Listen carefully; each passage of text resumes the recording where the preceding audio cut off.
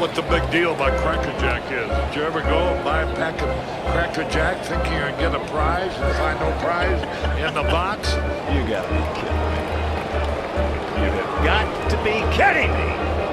Freehand is beating his net at the plate. Crawford is over there watching. Good see, sir. You're in the wrong seat, buddy. Come on. Oh, I must be in the front row. Well, I guess I want to end the show on a bit of a positive note. I guess very positive for Nico Hoerner as he signed a 6-year, $141 million extension with the Cubs. Wow. It is unprecedented almost, like, for the Cubs to extend somebody like that. But for a guy that has no power, it is really it's a really fascinating because they are rewarding an all-around player. They're their best defensive player or amongst their best defensive players, their best base runner. He's a great hitter, but he's not a power hitter by any means. So it's kind of a fascinating thing. Mostly we've seen over the recent years, power is rewarded with massive contracts. And I feel like this is like the first real defensive forward type of big deal.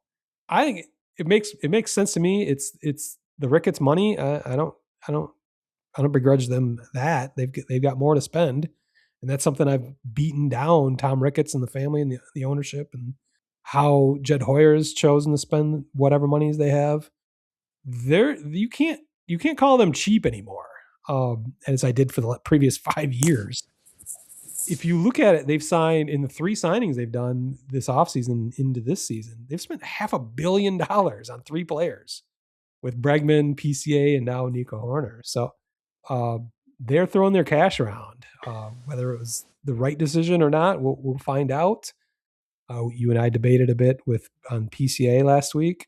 I don't feel like you have the same negative feelings or negative thoughts about Nico's signing. It doesn't have nearly the risk that PCA's necessarily has. So I don't know if you had any thoughts about it.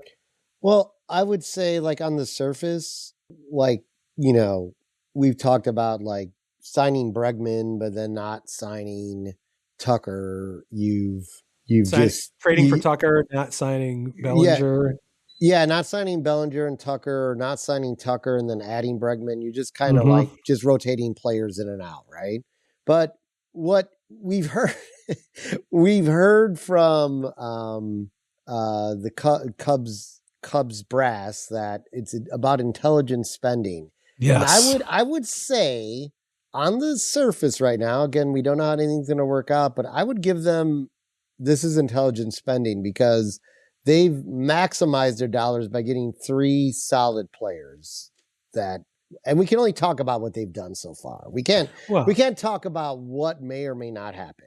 So if you just go by what we've seen over the last seasons and Bregman's career, you got 3 players for probably what you would have had to pay for 1 or 1.5. So to me, that is intelligent spending. If it works out, we don't know, but PCA as you pointed out is the real wild card in all that, because we had one incredible first half of last year and one terrible second half of last year to go on, where Bregman obviously has a long track record. Nico's been in the league for 4 full seasons. Yeah. And he's averaging 5 WAR per season. Yeah. I mean there's 50, 60 steals a year. The power numbers aren't there, but everything else is. Clearly he's an all-star, Gold Glove winner. He's established himself. Yeah. In a lot of ways, he's been the Cubs' best player for the last couple of years. So, and this is a guy we talked about. We thought he wasn't even going to be on the Cubs this year. Remember, at one point he was being traded. There's a lot of rumors out there that he would be traded because he is going into his free agent season. Yeah, and Cubs took care of that. So I mean, it doesn't hurt to sign a fan favorite when he's also an awesome player, not just a fan favorite. You know what I mean? And yeah. I would call this intelligent spending right now. You're getting 3 for what maybe you would have gotten you got 3 for what you would have gotten for 1 ton. And to me, you have to feel, you have to field a team, not a player. So, right. Again, could they afford to sign Kyle Tucker and all 3 of those guys? Sure. They could. Yeah. I think they could have. We know they could have, but you know what? every team's different and every team's working within well, not every team, but certain teams are working within budgets that they've declared, and that's their prerogative. So, again, I have nothing negative to say about this. I mean, yeah. Post-game show is brought to you by Christ, I can't find it. The hell with it.